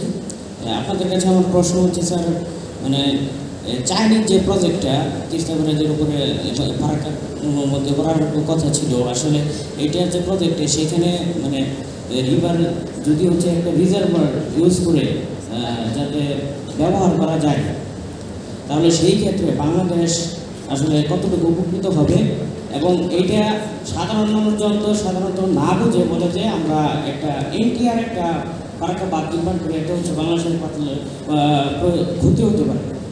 তাহলে চাইনিজ এই প্রজেক্টটাতে যেহেতু হচ্ছে সাধারণত রিজার্ভার ইউজ করলে সাধারণত ক্ষতি হওয়ার সম্ভাবনা আমি অত বেশি তো ক্লিয়ারলি জানি না, আপনারা হয়তো বিজ্ঞ মহোদয় আপনারা জানবেন।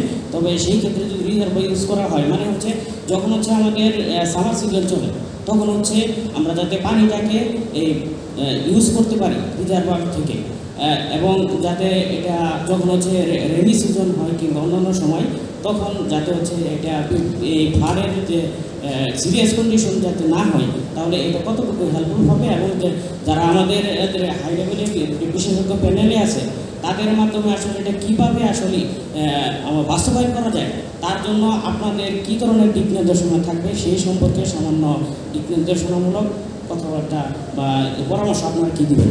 অনেক ধন্যবাদ। আরেকটা কোশ্চেন যদি কেউ কারোর থাকে সামনে পিছনে, কলিগদের মধ্যে কারোর কোশ্চেন, আমার পিছনে আসবো, কলিগদের কারোর কোশ্চেন না থাকলে ওকে এখানে সামনে দাও, একদম সামনে।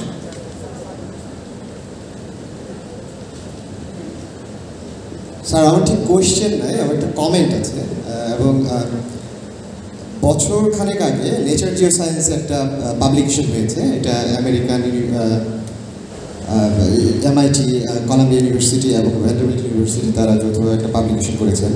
স্যার এটাতে কো-অথর আছেন, আমি এটাতে কো-অথর হিসেবে আছি। তো এই পাবলিকেশনটাতে যেটা দেখানো হয়েছে যে আমাদের দেশে এই যে সি লেভেল রাইজ নিয়ে আমরা কথা বলি, যে আমরা উপকূল অঞ্চল ডুবে যাবে প্রতি বছর, এত বছর থেকে শুনছি, কিন্তু এখনও কিন্তু ডুবে নেই। কারণ হচ্ছে এই নদী নালাগুলো দিয়ে যে পরিমাণ সেডিমেন্ট আসে, সেই সেডিমেন্ট হচ্ছে এটাকে ব্যালেন্স করে। আমরা ইনফ্যাক্ট ল্যান্ড গেইন করছি। তো সমস্যা যেটা হবে ভবিষ্যতে, এই যে ব্যারেজগুলো বা ড্যামগুলো ছোট ছোট সকল নদীতে যদি দেওয়া হয়, আমাদের আপস্ট্রিম রিজিয়নে, আমাদের প্রতিবেশী দেশগুলো যদি দিতে থাকে, তার ফলে কী হবে, নদীতে সেডিমেন্ট আসে কমে যাবে। যদি কমে যায় তাহলে কিন্তু আমাদের এই যে সি লেভেল রাইজের যে কাউন্টার এফেক্ট যেটা হচ্ছিল সেটা আর হবে না, তখন কিন্তু আমাদের জন্য এটা ক্ষতিকর হবে। স্যার এটা একটু বলেছেন, আমি একটু অ্যাড করলাম। Thank you thank you doctor Mahfuz. আরেকটা আমি লাস্ট কোশ্চেন দেব পেছনে, এই আচ্ছা এখানে।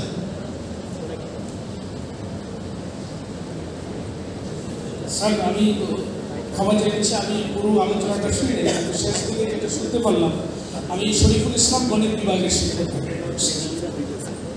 এই বন্যাটা এই বছর হয়েছে আমাদের অতিরিক্ত বৃষ্টির কারণে, আমি শেষ দিকে এসে যতটুকু বুঝতে পেরেছি।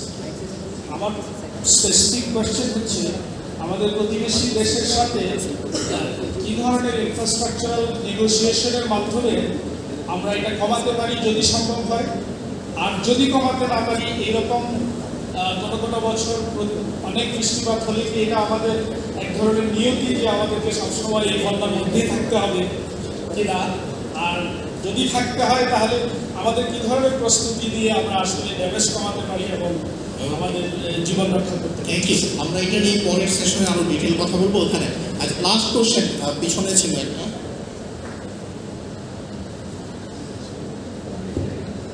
আসসালামু আলাইকুম, আমি শেখ সাজাদ মাহমুদ, উত্তর বিভাগে analysis student.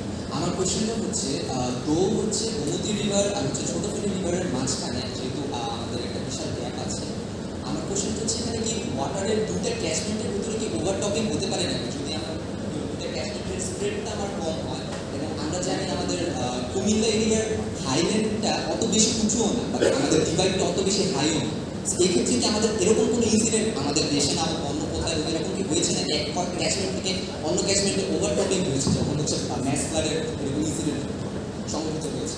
Okay, thank you. আমরা আপাতত প্রফেসর সালিহিন এই দুটো প্রশ্নের উত্তর দেওয়ার পরে আমরা পরের টপিকগুলোতে যাব। আমরা আবার পরের সেশনে আবার আপনাদেরকে সুযোগ দেব। প্রফেসর সালিহিন। আসলে এই প্রশ্ন উত্তর একটু আগে আমি দিয়ে দিয়েছি যে এমনিতে যদি ড্রেনেজ যদি একেবারে ক্লিয়ার থাকে তাহলে দুইটা ক্যাচমেন্টের পানি আলাদা, এক হওয়ার খুব একটা কারণ ছিল না। কিন্তু যদি ইনান্ডেশন হয়ে পানি বিস্তীর্ণ এলাকায় চলে যায় তখন দেয়ার ইজ নো বাউন্ডারি, তাই না? সেটা হতেই পারে। কিন্তু পানি যখনই নামা শুরু করবে, কিন্তু water will follow it's natural course, তাই না? যে দিক দিয়ে নামার সেই দিক দিয়ে কিন্তু পানি নামবে। এইটাই হচ্ছে মেইন জিনিস। একটা জিনিস আমি একটু ক্যাটাগরিক্যালি এখানে বলি যে আমরা এখন রাজনৈতিকভাবে অনেকভাবে বলার চেষ্টা করছি যে এই যে তিস্তা মহাপ্রকল্প ইন্ডিয়াকে দিব না, আমরা এখন চায়নাকে দিব, তাই না? আমরা বলছি সবাই, হ্যাঁ দিয়ে আমি একটু সাবধান করে দিই, আমি এই প্রজেক্টকেই সাপোর্ট করি। এই যে এই যে তিস্তা মহাপ্রকল্প একটু শেয়ার করি। এখানে কি সাংবাদিক মহোদয়রা আছে? ও আচ্ছা, কোনো একটা সময় এইটা যখন একটা হলো যে ইন্ডিয়াতে যে বলা হবে ওরা এখানে ফাইন্যান্স করতে রাজি কিনা এটা বলা হবে, তখন আমি সরাসরি প্রতিবাদ করেছিলাম যে ওইটা যদি বলেন আমার কাছ থেকে কোনো সাপোর্টই পাওয়া যাবে না ওখানে, কারণ আমি প্রজেক্ট টেকনিক্যালি ফিজিবল মনে করি না, আমি এটা সাপোর্ট করি না। এটা করা হয়েছে হঠাৎ করে, একবার ইউটিউবে একটা ভিডিও দেখা গেল, নোবডি নিউ অ্যাবাউট ইট। আমি ফোন করলাম ওয়াটার বোর্ডের তখনকার ডিজি, জয়েন্ট রিভার কমিশন, বিভিন্ন লেভেলের ইঞ্জিনিয়ার, কেউ জানে না। তাহলে এটা কীভাবে একটা প্রজেক্ট ডিজাইন হলো কাউকে না জানিয়ে? ফিজিবিলিটি রিপোর্ট দেখি না, কোনো প্রেজেন্টেশন হয় নাই। পরে শুনেছি একটা ছোট্ট গ্রুপের মধ্যে প্রেজেন্টেশন হয়েছে। এই যে বললাম কনসেনসাসে নেওয়া হয় না কাউকে, একটা বড় একটা প্রজেক্ট করব কনসেনসাসে নেওয়া হয় না। আমি তো জানি এই তিস্তা নদীর বিহেভিয়ার কি, তার সেডিমেন্ট লোডগুলো কি, তার ব্রেডিং, তার যে স্লোপ, তার যে ব্রেডিং, এই ধরনের প্রজেক্ট তো করা যাবে না। এটা হচ্ছে আমার টেকনিক্যাল ওপিনিয়ন। যদি তাহলে আমাকে কনভিন্স করুন এই প্রজেক্টটা করা যাবে। হ্যাঁ, এই ধরনের জিনিসগুলো কিন্তু খুব ইম্পর্টেন্ট। বাংলাদেশের জিনিসটা আগে করা হয় না। বাংলাদেশে অনেক ভুল ন্যারেটিভ প্রচলিত আছে। অনেক বড় বড় এক্সপার্টরা বলেন যে সি লেভেল রাইজ হলে বাংলাদেশে নাকি 1/3 ডুবে যাবে। হ্যাঁ, একটা পয়েন্ট ধরে ঢাকায়, তারপর একটা ত্রিভুজকে বলেন এই পুরো ডুবে যাবে। এটা সম্ভব নাকি? আমাদের ওখানে এতগুলো পোল্ডার, এত এম্ব্যাঙ্কমেন্ট আছে। এডিশনালি 80% হয়তো মোর ইনান্ডেটেড হতে পারে যেসব কিছু জায়গায়। এই ধরনের কিছু রং ন্যারেটিভ যেটা বলেছে প্রফেসর মাহফুজ। আবার বলি, এইটাই হচ্ছে আমি মনে করি কয়েকটা জিনিস খুব ইম্পর্টেন্ট। এই যে সেডিমেন্টস আসা, একটা জিনিস যেটা মাহফুজ বলেন কিন্তু ওইটা ওদেরই এরিয়া, সাবসিডেন্স বা তো অনেকে বলে সাবসাইডেন্স। এই কোস্টাল এরিয়াতে অনেক জায়গায় পানি কিন্তু নিচে নেমে যাচ্ছে এবং সেই অনুযায়ী কিন্তু হচ্ছে না, রিপ্লেনিশমেন্ট হচ্ছে না, সেডিমেন্টস যাচ্ছে না। তাহলে কি হবে? এগুলো আরও নিচে নেমে যাবে, নদী হচ্ছে উপরে, পানি আর নামবে না, মানে পারমানেন্টলি ওয়াটার লকড হয়ে যাবে অনেক এরিয়া। হ্যাঁ, এই জিনিসগুলো মানে আমাদের মেইন প্রবলেমগুলো আমাদের চিন্তা করতে হবে। Thank you professor Saleh. আমরা এখন আমাদের দুইজন বিজ্ঞ আলোচক আছেন, তাদের কথা বলবো। তো প্রথমে আমি যাচ্ছি ব্র্যাক বিশ্ববিদ্যালয় এনএস নর্থ সাউথ ইউনিভার্সিটির প্রফেসর জাকারিয়ার কাছে। এই যে আমরা বলছি আলোচনার মধ্যে কয়েকবার এসেছে যে একটা হলো বন্যার ন্যাচারাল ডাইমেনশন আর একটা হলো অ্যানথ্রোপোজেনিক ডাইমেনশন। তো আপনি যদি একটু অ্যানথ্রোপোজেনিক ডাইমেনশন এটা একটু হাইলাইট করে বোথ আপস্ট্রিম এবং ডাউনস্ট্রিমে এবং এটার কী ইম্প্যাক্ট আমরা দেখতে পাচ্ছি, না থাকলে কী হতো এবং ভবিষ্যতে এটাকে কীভাবে আমরা মোকাবেলা করতে পারবো সেটা একটু হাইলাইট করেছি। Thank you. Thank you Matin ভাই। প্রথমে আমি আমাকে এখানে আমন্ত্রণ জানানোর জন্য আয়োজকদের অনেক ধন্যবাদ জানাচ্ছি। মতিন ভাইয়ের সঙ্গে আমি অনেক বছর ধরে কাজ করি একসঙ্গে। আর্সেনিক প্রবলেম বাংলাদেশে যখন হয়েছে তখন থেকে আমরা একসঙ্গে কাজ করি। উনি তো অনেক বড় একজন প্রফেসর, এত বড় পাবলিকেশন। তো ওনার সঙ্গে কাজ করাতে আমি সবসময় অনেক কিছু শিখেছি। এখনও আমরা একসঙ্গে কাজ করি। মতিন ভাই যেটা বললেন যে বন্যা আসলে ফ্লাড, আমরা কিছু ন্যাচারাল কজ আছে আর কিছু অ্যানথ্রোপোজেনিক কজ আছে। তো বন্যা ফ্লাড যেটা আছে এটাতে আসলে সব কিছুই যতগুলো আমরা নেই, whatever we can name, flood, earthquake, this are all hazard. তো এটা যখন আমাদের লাইফ অ্যান্ড অ্যাসেটকে ডিস্ট্রয় করে তখন এটাকে আমরা ডিজাস্টার বলি। তো যেমন ধরেন আমাদের বাংলাদেশে আমরা তো একটা রিভারাইন কান্ট্রি, পানি তো থাকবেই আসে। তো হাওড় এরিয়াতে প্রচুর পানি থাকে মনসুনে, কিন্তু এটাকে মানুষ কিন্তু ওইখানকার লোকজন এটাকে কিন্তু ডিজাস্টার বলে, কারণ তার life and life cycle adjusted with this high level of water. কিন্তু ওইটা যখন আবার তার ক্রপটাকে নষ্ট করে ফেলে, ফ্লাডটা যদি একটু আগে আসে তখন তার আবার ক্রপ ড্যামেজ হয়ে যায়, তখন সেটাকে আবার তার ডিজাস্টার বলে ফেলে। তাহলে এখন আমরা যদি দেখি যে ফ্লাড যেটা হচ্ছে, ডিজাস্টার যেটা হিসেবে আমরা এখন দেখতে পাচ্ছি, যে আমরা যদি গত 20-30 বছরের ক্যারেক্টারিস্টিক্স যদি খেয়াল করি তাহলে দেখব যে এটার ডেভাস্টেশনটা অনেক বেশি হচ্ছে। মানে ফ্লাডের ইন্টেন্সিটি, ফ্রিকোয়েন্সি সব কিছুই বেড়ে যাচ্ছে আসলে। তো এই বেড়ে যাওয়ার পিছনে সবাই যে একটা কারণ, সবাই আমরা বলি অ্যানথ্রোপোজেনিক একটা কজ আছে এখানে। ন্যাচারাল কজ যেটা আছে, বাংলাদেশ বর্ষাকালে পানি তো আসবেই আসলে। বর্ষাকালে তো আর মানে পানি ছাড়া যদি পানি না আসে সেটাই তখন আশ্চর্যের বিষয়। কিন্তু কতটুকু পানি আসবে, পানিগুলো কীভাবে আসছে, দিজ আর ইম্পর্টেন্ট ইস্যুস। এখন পানি যে আমরা যে বন্যাটা নিয়ে কথা বলি, যেটা আমরা দেখছি এখনও আমরা দেখতে পাচ্ছি যে বন্যার মধ্যে আমরা আছি, এটা তো আমাদের গত 50-60 বছরে এরকম পানি আমরা দেখি না এসে। তাই কেন এরকম হঠাৎ করে পানি আসলো, এটার একটা কারণ অনেকেই আমার সাথে স্বীকার করবেন যে ক্লাইমেট চেঞ্জের একটা রোল এখানে আছে। কিন্তু হাওড় বাওড়ে তো যে পরিমাণ পানি আসার কথা সেখানে সেটা নাই, সেডিমেন্টেশন হয়ে সেগুলো ভরে গেছে। সে ভরে যাওয়ার পিছনে তো অনেকগুলো অ্যানথ্রোপোজেনিক কারণ আছে, ইনক্লুডিং ডিফরেস্টেশন, আনপ্ল্যান্ড আরবানাইজেশন। হ্যাঁ, এই সমস্ত কিছুর কারণে আমার এই ন্যাচারাল সিস্টেমগুলো ফাংশন করে না। দ্য অ্যাক্সেস যে ওয়াটারটা আসে সেটা তখন নদীতে না থেকে আমার ঘরবাড়িতে আমার সঙ্গে দেখা করতে আসে এবং আমাকে ড্যামেজ করে, আমার লাইফ অ্যান্ড অ্যাসেট ডিস্ট্রয়। এটাই তো হচ্ছে আসলে। তাহলে এখন আমরা যে অ্যানথ্রোপোজেনিক কজ যেগুলো আছে সেগুলোর কারণগুলো যদি বিশ্লেষণ না করে আমরা কি বললাম, ঠিক আছে নদী খাল ভরে গেছে, রিভার ড্রেজিং করে ফেলো। এটা তো একটা solution, it's a very temporary solution. আমি বলছি না যে এটা দরকার নেই, কিন্তু আমাদের তো টোটাল পিকচারটা মাথায় নিয়েই কাজ করতে হবে। যে সমস্ত কারণগুলোর জন্য আমাদের সব জায়গায় বন্যার কারণ এক না। আমাদের বইটি প্রফেসর উনি দেখিয়েছেন যে বিভিন্ন রিজিয়নে বন্যার কারণ ডিফারেন্ট টাইপের। আর এখন আমাদের যে কারণটা হচ্ছে পানি যে নেমে যাচ্ছে না, দেরি হচ্ছে, এটারও কারণ অ্যানথ্রোপোজেন। কারণ আপনি রিভার বেসিনে এত ডিস্ট্রাকশন করেছেন যে পানিটা আসলে নর্মালি নেমে যাচ্ছে না। পানি না নামার কারণ আরেকটা আছে, যে 88 বন্যা যদি আমরা খেয়াল করি, ওইখানে ব্যাকওয়াটার এফেক্টের কারণে পানি নেমে যাচ্ছিল না, সেই জন্য প্রায় 1 মাসের বেশি সময় বন্যা ছিল। এবার তো সেটা নেই, কারণ 88 থেকে এই পর্যন্ত নেচারের উপর এত বেশি অত্যাচার আমরা করেছি যে ওই ব্যাকওয়াটার এফেক্ট লাগে না। ন্যাচারাল আমরা যে কাজগুলি করেছি অ্যানথ্রোপোজেনিক, এগুলোর কারণেই পানি নেমে যাচ্ছে না আসলে।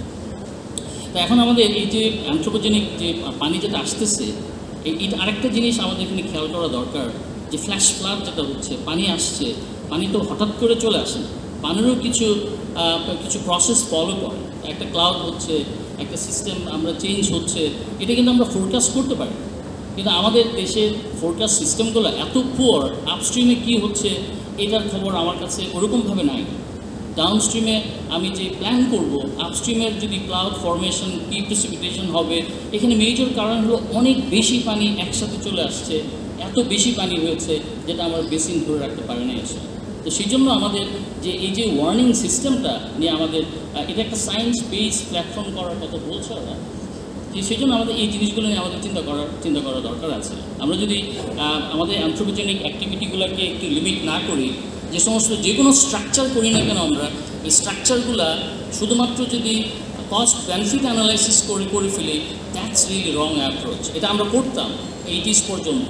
এখন আমরা সাস্টেইনেবল ডেভেলপমেন্টে গিয়েছি, আমরা কস্ট বেনিফিট অ্যানালাইসিসে আমরা সোশ্যাল ইস্যু নিয়ে আসি, আমরা এনভায়রনমেন্টাল ইস্যু নিয়ে আসি। এই তিনটা যখন কম্বাইন করে একটা সাকসেসফুল হয়, তখন আমরা সেই প্রজেক্ট অ্যাপ্লাই করে আমরা ইমপ্লিমেন্ট করি। কিন্তু আনফর্চুনেটলি যেটা হয়, এটার জন্য দায়িত্বপ্রাপ্ত ডিপার্টমেন্ট হলো ডিপার্টমেন্ট অফ এনভায়রনমেন্ট।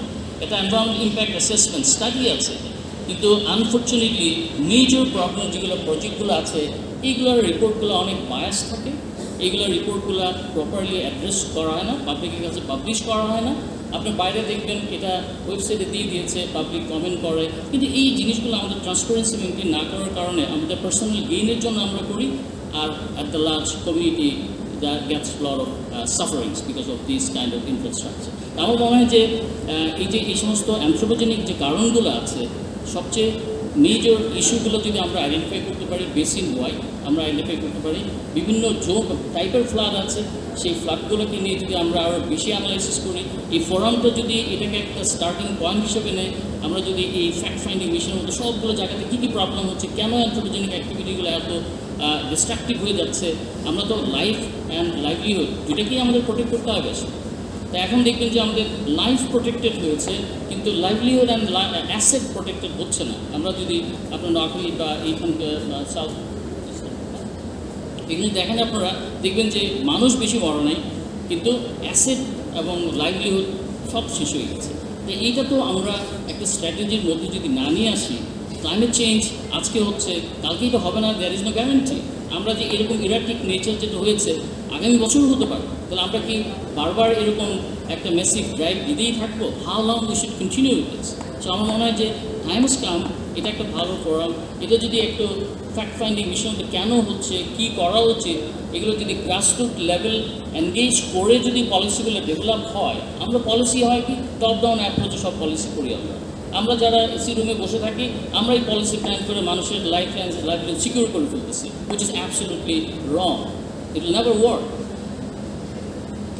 আচ্ছা ঠিক আছে, আমি পড়াবার কথা বলবো। Thank you professor Zakaria. Zakaria কয়েকবার মেনশন করেছে মানুষ, human dimension, social aspects, economic damage. তো আমাদের এখানে একজন বিজ্ঞ আলোচক আছেন যিনি ওই এলাকাগুলিতে বিশেষত, আমাদের ঢাকা ইউনিভার্সিটি সোশিওলজি ডিপার্টমেন্টের প্রফেসর মোহাম্মদ আনোয়ার হোসেন। উনি এখন আমাদের বন্যার, সাম্প্রতিক বন্যা বা আমাদের এখানে যে বন্যাগুলি হয় তার সোশিও ইকোনমিক অ্যাসপেক্টস এগুলির উপর একটু হাইলাইট করবেন। Over two professor Anwar Hossain.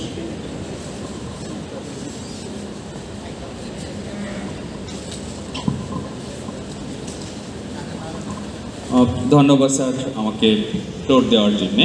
আমি আসলে যেহেতু এটা বন্যা বা পানি নিয়ে আলোচনা, সেসিস থেকে আমাদের একজন দ্বিতীয় মুক্তিযুদ্ধের অগ্রপথিক মুগ্ধ, যার একটা বক্তব্য ছিল পানি লাগবে পানি, তাদের এই কন্ট্রিবিউশন, স্যাক্রিফাইস, এর কারণে আমরা এই ফ্রিডম অফ স্পিচ এর অংশবিশেষ হিসেবে সায়েন্স পলিসি ডায়ালগের সুযোগ পাচ্ছি। আমি মুগ্ধ সহ যারা এই সেকেন্ড ইন্ডিপেন্ডেন্সে কন্ট্রিবিউট করেছে তাদের প্রতি গভীর শ্রদ্ধা জানাচ্ছি। বর্তমান পৃথিবীতে বলা হয় water security is one of the major cause to happen the third world war. এটা সারা গ্লোবালি বলা হয়। কেন বলা হয়? কারণ এই ওয়াটার রিলেটেড ইস্যুগুলোতে আমরা মেকং বেসিনে দেখেছি, নাইল দেখেছি, জর্দান বেসিনে দেখছি প্রচণ্ড রকমভাবে আনরেস্ট তৈরি হচ্ছে, এবং আনরেস্টের মূল কারণ হচ্ছে যখন মানুষের ওয়াটার থাকে না, access to water, specifically river and water পেতে ব্যর্থ হয়, তখন মানুষের লাইভলিহুড অ্যাক্টিভিটিস, সেটা হতে পারে এগ্রিকালচার অথবা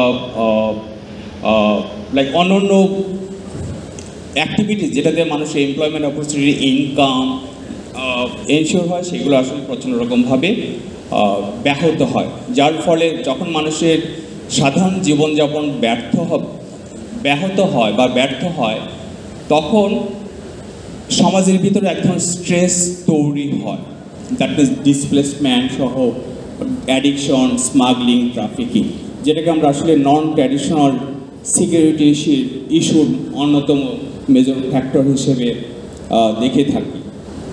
এখন 2024 সনের যে ফ্লাড, এটাকে আমরা অনেকেই বলছি যে ইজ পলিটিক্যাল ফ্লাড, রাইট? এবং আমরা বিভিন্নভাবে এটাকে জাস্টিফাই করার চেষ্টা করছি।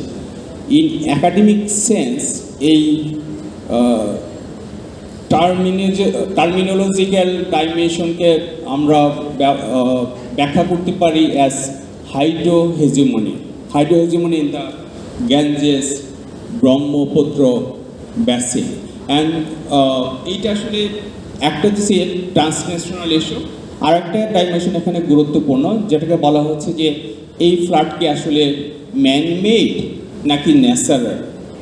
যদি আমি এটাকে ম্যানমেডের ডাইমেনশনে ব্যাখ্যা করি, সেখানে অ্যানথ্রোপোজেনিক পার্সপেক্টিভটা প্রচণ্ড রকমভাবে ফোকাসড হয় বা মেইন স্ট্রিমে চলে আসে। আমাদের অনেক তাত্ত্বিক এটাকে ন্যাচারাল ডাইমেনশন থেকে ব্যাখ্যা করার চেষ্টা করেছে এবং আমরা অনেকেই জানি সেইটা। আমার কাছে মনে হয় এই অ্যানথ্রোপোজেনিক পার্সপেক্টিভটা প্রচণ্ড রকম গুরুত্বপূর্ণ বর্তমানে এই ফ্লাডকে বোঝার জন্য। এই অ্যানথ্রোপোজেনিক পার্সপেক্টিভের দুইটা ডাইমেনশন আছে এখানে, একটা ট্রান্সন্যাশনাল আর একটা ন্যাশনাল। ট্রান্সন্যাশনাল ডাইমেনশনে যদি আমি দেখি, দেখা গেছে যে এখানে নদীগুলোর যে সেডিমেন্টেশন, যদিও প্রফেসর সালেহিন এখানে বলেছে যে সেডিমেন্টেশন কমছে, ডেফিনেটলি ডেটার উপর ভিত্তি করেই বলেছে, কিন্তু যদি সেডিমেন্টেশন কমে তাহলে নদীর ভিতরে চরগুলো কমে যাওয়ার কথা, সাথে সাথে দেখা গেছে নদীর ন্যারো ডাউন হয়ে যে হারিয়ে যাওয়ার প্রবণতা, সেইগুলো কমে যাওয়ার কথা। এবং সেটা আমার একটা কোশ্চেন এখানে আছে, সাথে সাথে নদীগুলো এনক্রোচড হয়ে যাচ্ছে, দ্যাট মিনস বহুবিধভাবে দখল হয়ে যাচ্ছে। যখন নদীগুলো দখল হয়ে যায় এবং দখল হওয়ার কারণে যখন পানি তার স্বাভাবিক প্রবাহ মেনটেন করতে না পারে, তখন নদীগুলো কি করে নিবারিং এরিয়া বা আমাদের পার্শ্ববর্তী এলাকা, বসবাসকারী এলাকায় ঢুকে পড়ে, এবং সেটাই সাধারণত দেখা গেছে যে অন্যতম ফ্যাক্টর হিসেবে কাজ করে। এখন এই ট্রান্সন্যাশনাল ডাইমেনশন যেটা আছে, আরও স্পেসিফিকলি বলতে চাই যে environmental justice is the precondition for social justice. Environmental justice কি? দেখেছে আমার নদীকে স্বাধীনতা দিতে হবে চলার মতো, ক্যাচমেন্ট এরিয়ার ক্ষেত্রে, ফ্রেশওয়াটার ইকোসিস্টেমে। আমরা দেখেছি আমাদের কোস্টাল জোনে প্রচুর স্যালিনিটি আস্তে আস্তে আপস্ট্রিমের দিকে উঠছে, আমরা থামাতে পারছি না, এবং এটা পারার কোনো সম্ভাবনা নেই যতক্ষণ না পর্যন্ত আমরা ফ্রেশওয়াটার ইকোসিস্টেমকে রিকগনাইজ করছি। আমাদের রাষ্ট্র ব্যবস্থার ওয়াটার পলিসিতে হ্যাঁ বলছি ফ্রেশওয়াটার ইকোসিস্টেম, কিন্তু ওইটাকে আমরা এইভাবে নিতে পারি না, আনফর্চুনেটলি সেই আমাদের এনভায়রনমেন্টাল জাস্টিস ও ওয়াটার জাস্টিস যদি সিকিউর করতে না পারে, social justice, that means right to life, right to freedom of choosing their livelihood activities, এবং সাথে সাথে দেখা যাচ্ছে অন্য ডাইমেনশনগুলো প্রচন্ড রকম আমরা ফিল করবো, যেটা আমরা এই সর্বশেষ ফ্লাডে দেখতে পাচ্ছি। এবং সেই সেন্স থেকে এই জিনিসগুলো আমাদের বিবেচনায় নিতে হবে। এখন সেটাকে আমরা কিভাবে অ্যাড্রেস করবো? একটা হচ্ছে ব্যাসিনওয়ার্ড গভর্নেন্স অ্যাপ্রোচ, আর একটা হচ্ছে লোকাল এরিয়া। এখন ব্যাসিনওয়ার্ডের কনটেক্সটে ডেফিনেটলি আমাদের যে ইন্টারন্যাশনাল ওয়াটার ল রয়েছে, দ্যাট ইজ হেলসিঙ্কি কোড। ওকে, ঠিক আছে, আমি এখানেই আমার আলোচনা শেষ করছি, যেহেতু আমাদের আরেকটা সেগমেন্ট আছে আলোচনা, সেখানে হয়তো নেক্সট দিন করতে হবে। Thank you very much. আমরা এতক্ষণ মূলত কথা বললাম যে বন্যা শুরু থেকে বিশেষ করে আমাদের যে অগাস্টে যে বন্যাটা হলো ইস্টার্ন রিজনে, ওইটার সিনথেসিস করা বা পোস্টমর্টম করার চেষ্টা করা। এখন বন্যা একটা দুর্যোগ, এই দুর্যোগ আমাদের এখানে প্রাকৃতিক কারণে আছে, আমাদের অ্যান্থ্রোপোজেনিক কারণে এটার ইন্টেন্সিটি বাড়ছে, এগুলি আমরা এখন এখন এই জন্য বন্যাকে কি করি, আগে আমরা বলতাম যে আমরা বন্যা নিয়ন্ত্রণ করে ফেলবো, এখন আমরা সেই কথা না বলে বলি বন্যা আমরা ব্যবস্থাপনা করবো, প্রশমন করবো, এই কথা। এখন এই বন্যা যখন আমরা একটা সাইকেলের কথা যদি চিন্তা করি, একটা ডিজাস্টার যেখানে 4টা ফেজ আছে, বন্যা হওয়ার আগের অবস্থা, 3টা ফেজ যদি বলি, বন্যা হওয়ার আগের অবস্থা, যখন বন্যা হয়ে গেল তখনকার অবস্থা, এবং বন্যার পরের অবস্থা। বন্যা হওয়ার আগের অবস্থাটাকে যদি আমরা উন্নত করতে পারি, তাহলে বন্যাটাকে আমরা মিটিগেট করার কথা যেটা বলছি, অথবা রিস্কটাকে আমরা কমাতে পারবো। এবং এইখানে এই ফোরকাস্ট হলো একটা খুব ইম্পর্টেন্ট অ্যাসপেক্ট। আমরা ফ্লোরের কাছে আমার একটা কোশ্চেন থাকবে, ওপেন কোশ্চেন। আপনারা কারা কারা মনে করেন যে এইবারের যে আমাদের এই ফ্লাড হলো, ফ্লাশ ফ্লাড, এখানে ফোরকাস্টের একটা দুর্বলতা ছিল বা ফেইলিওর ছিল, এটা কারা মনে করেন? সবাই আমরা মনে করছি যে এখানে একটা ফেইলিওর ছিল। আইরনিক্যালি কখন আমরা ফেইলিওরটা হলো, আমাদের এত টেকনোলজি আছে, গ্রাউন্ড বেসড সিস্টেম আছে, স্যাটেলাইট বেসড সিস্টেম আছে, আমরা এভরি সেকেন্ড এখন ইচ্ছা করলে মনিটর করা যায়, তাহলে ওই সময় আমরা কেন ফেল করলাম? এটা কি আমাদের ইনস্টিটিউশনাল উইকনেস, নাকি নলেজের উইকনেস, নাকি ডিসিশনের প্রবলেম? এটা আমাদের অ্যাসেস করা খুব দরকার। এখন বন্যার ফোরকাস্টের কথা যখন বলা হয়, এখানে লং টার্ম ফোরকাস্ট প্রফেসর সালাহিনকে আমি একটু পরে দিচ্ছি, mid term forecast, short term forecast, এগুলি আগে ফোরকাস্ট করা হয়, এখন কিন্তু এখন বলা হয় নাওকাস্ট, হোয়াট ইজ হ্যাপেনিং নাও। আমরা যদি অ্যাপ ডাউনলোড করি, আমি এখন দেখতে পাচ্ছি যে কোথায় বৃষ্টি হচ্ছে, আমি লাইভ দেখতে পাচ্ছি এটা যে কোথায় বৃষ্টি হচ্ছে। এত অ্যাডভান্টেজ থাকা সত্ত্বেও কেন আমরা ফোরকাস্ট করতে ফেল করলাম, কেন আমরা জানতে পারলাম না, এটা আমাদের খুব অ্যাসেস করা দরকার। এটা নিয়ে আমরা এখন একটু আলোচনা করব। আলোচনা করার আমি প্যানেলিস্টদের কাছে যাওয়ার আগে এখান থেকে ফ্লোর থেকে 2-3 জনের কথা আমি শুনতে চাই।